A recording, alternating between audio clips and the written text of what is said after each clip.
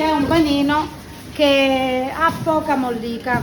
Vi faccio vedere qua, la signora la sta riempiendo. Allora la tabisca l'abbiamo aperto e gli mettiamo le acciughe.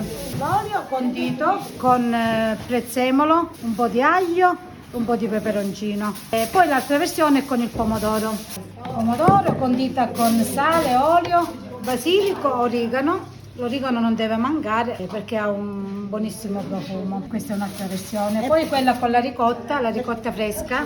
Ancora la ricotta deve arrivare freschissima.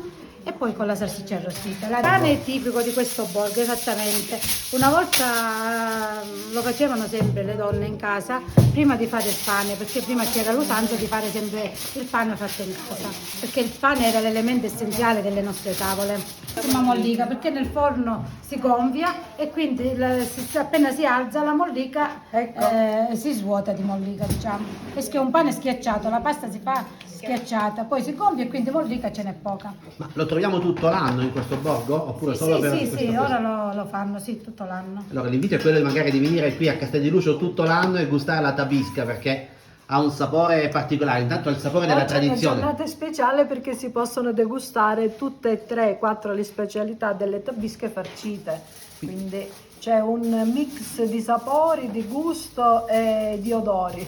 Complimenti, ma sappiamo che c'è anche un ragù speciale, ce lo mostra? Esatto. Molto speciale, un ragù freschissimo fatto di stamattina con carne macinata, pronto per condire i nostri rigatoni. Alla fine la Macedonia, che già abbiamo ultimato, stiamo ora condendo con lo zucchero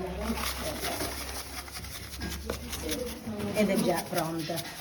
Siete già invitati alla prossima festa, come sarete invitati nelle manifestazioni che facciamo nel mese di agosto, l'Antica Sapori, la Saga del Cascavallo. Un saluto a tutti e venite a Castel di Luce a trovarci e a visitare questo piccolo borgo.